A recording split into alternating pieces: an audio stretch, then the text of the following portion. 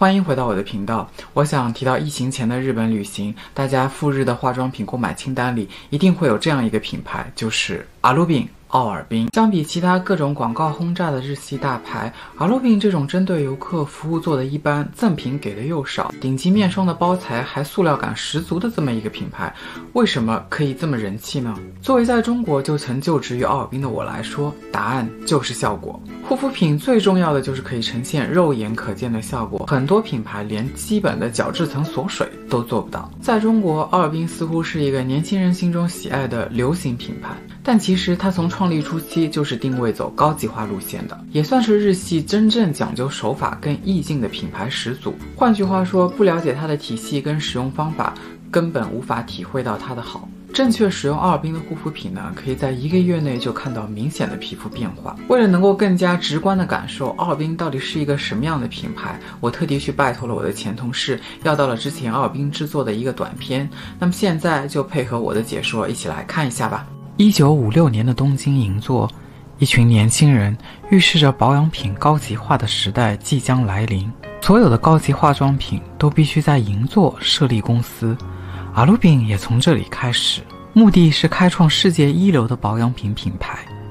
阿鲁宾这个品牌名来自于英国旧称白色国度，指的就是杜巴海峡，给人以天然无瑕纯净之感。英国的绅士贵族形象与奥尔滨的高级化妆品气质不谋而合，所以将其命名为阿鲁宾。1956年，日本已脱离战后时代，进入了经济高度成长期。当时普遍保养品的售价在100-200日元左右，而奥尔滨的定价相当于大学生1个月工资才能买得起。这些就是创业初期的产品，来自于医学大学的研究开发，也从此开始了乳液护肤的时代。无论是当时乳液加入的角鲨烷，还是面霜中加入的羊胎盘精华，以及具备划时代意义的撕拉式面膜，都非常具备先端代表性。1967年，阿鲁宾诞生10周年，发售了纯手工打造的18K 金黄金粉盒，售价9万日币，全部售罄。69年发售彻底改变日本美妆界的革命性粉饼。72年，阿鲁宾迎来了至今都非常畅销的健康水的前身。74年，正式诞生成为日系经久不衰的传奇化妆水爽肤精粹液。86年创立30周年，更是和日本艺术家久保田合作漆器粉盒。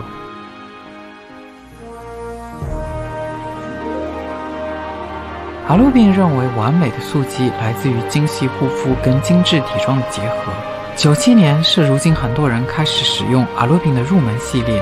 Exage 诞生。2000年推出了角质美白概念的基础美白支线。01年，阿鲁宾开始有自己的顶级系列极品焕肤，这大概是很多国内贵妇最早接触的高级日系品牌了。03年，奥尔滨的高端抗老线 Exia 诞生，也是如今名媛贵妇的新宠。隔年，全日本都很少见整组高级系列以美白为终极目标的 Exia Hawaii 诞生。阿鲁宾永远都是保持着高品质，而且还要先人一步推出革命性的产品。真正的高级品不是模仿，而是创造出属于日本新的时代。其实奥尔滨这个品牌绝对是日系护肤品中的劳模，每年都会上市大量的新品，以至于没有用过这个品牌，面对超多的系列，你根本无从下手。创立于1956年的奥尔滨，至今已经有66年的历史了。这个主打素颜跟新生美肌的品牌呢，不仅仅拥有健康水。什么样的系列适合什么样的皮肤，那么就让我们依次来梳理清楚。在说到具体的产品之前，我们首先要知道奥尔滨的护肤体系。品牌所推崇的是独特的4部曲护理：洁肤、软肤、爽肤和活肤。洁肤很好理解嘛，就是卸妆加洗面奶的复合式洁面。而软肤这个步骤呢，就不得不提到奥尔滨的渗透乳了，开创日系乳液先行的第一品牌。在这里我想解释一个误区，所谓乳液先行，并不是将我们传统的乳液这一步单纯的挪到化妆水之前。开创日系乳液先行的第一品牌，在这里我想解释一个误区，所谓乳液先行，并不是将我们传统的乳液这一步单纯的挪到化妆水之前，因为奥尔滨的乳液根本就不是传统的乳液，它之所以称之为渗透乳，是根据构成皮肤中的水、油、天然保湿因子做成超细微的乳化分子状态，其分子量比化妆水还要小，所以才会使用在传统化妆水之前。其次，在日常洁肤之后，表皮跟角质层深处的滋润成分也会被洗去，而皮肤这个时候就很容易出现紧绷刺痒的敏感状态。调节皮肤的滋润平衡是洁面后的首要护理工作，基于这个原因，奥尔滨发明了渗透乳。每瓶乳液所含的油质均不相同，再配合非常亲肤的保湿成分，利用超高的乳化技术，将水油这两种完全不相容的成分以超细微分子的状态均匀呈现在一起，其极佳的亲肤性且易于吸收，瞬间将皮肤的滋润平衡调整好。配合专门的棉片以及使用手法，可以很温和地带走老废角质，并促进后续产品的渗透吸收。听到这里，你大概就会明白，日系最早的那些护肤体系呢，大多来自于奥尔滨。紧随其后的爽肤自然指的是爽肤水了，那么最后一步的活肤指的就是精华液跟面霜，锁住养分，激活新生细胞。以上呢就是构成奥尔滨的4部曲，模拟本身我们皮肤中的水、油跟天然保湿因子，达到滋润平衡，再从纹理层面、黑色素层面、血液循环层面4个层面共同组合来达到皮肤的透明感。了解完这些奥尔滨的护肤理念，我们就可以细化的来看每个系列所针对的族群。整体来说，奥尔滨的护肤呢可以分为清新、优活和雅丝，分别对应了表皮层、真皮弹力垫以及干细胞的层面。而恰恰大家所熟知的健康水、白神水以及基底精华，它们其实都不属于以上的任何一个系列，隶属特别单品部门，所以就从这些单品开始说起吧。健康水的系列呢，其实还包含同款的洁面皂跟化妆水面膜。当然比较值得购买的还是健康水本身，并且3种不同的尺寸呢，也是330毫升的这种大瓶最为划算。尽管有酒精恐慌者，但其实湿敷才是健康水最显效的方法，不然官方也不会出同款的化妆水面膜了。并不推荐购买健康水面膜，因为它其实就是健康水泡的纸膜，而奥尔滨是有专门在贩卖纸膜的，可以秒杀日系大部分的纸膜品牌。剪裁度跟贴合度都非常的好，这个在后续的实际操作中会给大家演示。直接使用健康水加纸膜就可以做成这个化妆水面膜，并不需要去专门的购买。如果说每年到了夏天，健康水因为它的清爽度可以很轻松的成为百货公司售卖第1名的化妆水，那么后来推出的白神发酵液滋润浓密的质地就更加不分肤质，适合全年度来使用。健康水 Skin 空是一款主打多功能微治疗的化妆水，它更加适合偏油性的暗沉肌肤，可以细致纹理，对抗火跟痘痘。而白神水则是一款全效型的抗老化妆水，更加针对紧致跟光泽的层面。蓝色的基底精华 Equilife True， 个人认为是日系基底精华里面质地做的最好的，配合4部曲呈现透明感的效果很棒。这款基底精华已经是第2代，从它面世就一直备受好评。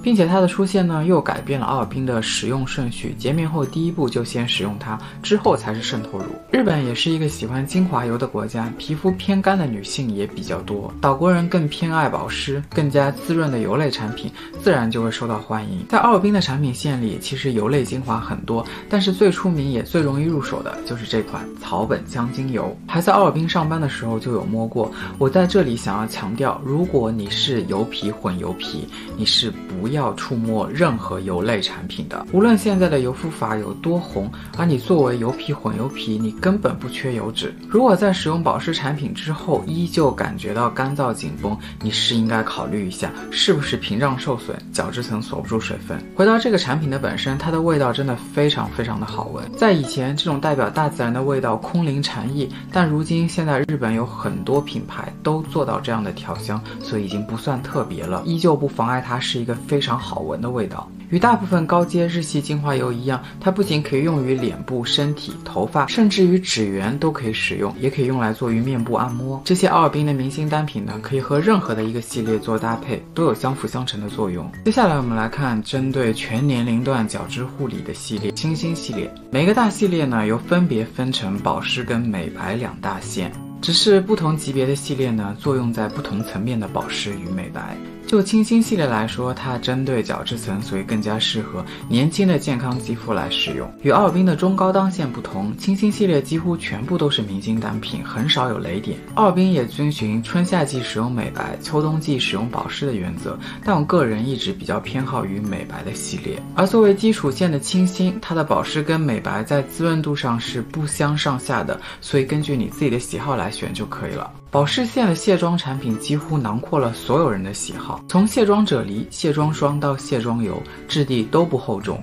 本来就是针对的年轻族群，所以质地上一定会避免黏腻。这个系列的卸妆油跟洗面奶，我觉得是最具日系大牌性价比的。差不多的价格其实可以秒杀很多日本药妆店产品。清新系列的渗透乳是同系列里头最多的，有1、2、3号3种选择。1号清爽，水多油少，油皮首选。无论是在中国还是日本，会有很多人购买2号跟3号。2号的水油占比均等，即使像我这样的大油皮，在干冷季使用也是 OK 的。3号作为真正意义上的极干皮使用。什么是极干皮？就是完全没有油光，也不会因为出油而产生的毛细孔，全季节都有干燥的问题，这样的皮肤才能使用3号。保湿的化妆水呢，也有分为1号清爽跟2号滋润。作为油皮，我想跟大家说，全部买2号就可以了。2号水可以呈现非常水润饱满的状态，只润不油，而且它也可以用来湿敷。接下来的精华跟面霜都属于活肤的步骤，但是根据肤质的区分，并不需要同时购入，它们都具备锁水性，选取其一即可。奥尔滨有很多产品的使用量都非常巨大，比如渗透乳、精华液，全部都是按压3下的使用量。我之前已经解释过什么是渗透乳，所以我们可以把渗透乳理解为不是乳液，而是多出来的一个步骤。而真正活肤的精华液呢，才是真正意义上可以锁水的乳液。如果你是干燥皮肤，精华液加面霜一起，自然有更好的滋润度。清新的保湿精华跟面霜都是同类保湿产品中的佼佼者，执着于保湿，没有其他诉求，当然可以首选这个系列。保湿线还有很多其他的单品，比如说按摩膏、面膜、眼霜、喷雾等等，这些我就不多细说了，感兴趣呢可以自己去专柜试一下。这些产品呢虽然都不错，但是没有给我留下特别深的印象，不是不好用，比如保湿喷雾，喷头虽然非常细，但是只有60毫升，用3300日币去买一个几天就会用完的喷雾，我个人觉得性价比有点低。但产品本身，无论是作为定妆喷雾，还是它喷上之后绩效的这种保湿性，都非常出色。回到清新的美白线，刚才提到清新保湿系列的各种优势在美白线上也是成立的，比如说同样种类繁多的卸妆单品，因为是针对角质层面的美白，所以可以在很短的时间看到效果。同样的角质层，它会有一个代谢周期，这些表浅角质的亮白也会因为老废角质的脱落而进入下一轮的新生。如果你正值年轻，却有一些暗沉没有透明感的问题，美白线会更加适合你。整个美白线除了渗透乳比较出名之外呢，其次就是它每年都会更新的这款美白精华。我之前在超级日系分享的视频中提到过这款精华。这款基础美白精华呢，是可以通过一边抑制黑色素，一边通过二氧化钛达到即时的亮白，我们称之为角质染色，将表浅的角质层染白，达到不需要时间等待，立刻就可以产生透明感的肌肤。我们的角质本身就会随着老废而脱落，所以无需担心角质染色。日常美白跟立刻呈现美白共生，这样的理念在很早的时候提出是非常具备代表性的。不过基础就是基础，只针对表浅的美白。除了同系列的美白面霜肤感相对清爽，比较适合夏季之外，这个美白线其实还诞生了很多网红的单品，比如之前大热的晚安粉，5500日币的售价，简单的包装，其实真的可以在日系找到更多的替代品。日系很少含有水杨酸的角质护理美容液呢，也是日本女生喜欢对付黑头的一个产品。主打为期的28天密集护理美容液，我个人认为是不太会看到美白的效果的，要不然高阶的雅丝就不会出一个那么贵的28天精华了。另外清新系列后来又推出了一个绿色的支线，它的包装呢非常清新薄荷，也是主打保湿跟美白的，所以实在不太明白它跟前两者有什么区别，可能它的肤感更加的清爽，更针对年轻人的喜好。下期我们接着来讲它的中端优活系列以及它的高端雅丝系列。如果你对我的内容感兴趣，就请点赞并继续关注吧。感谢你的收看。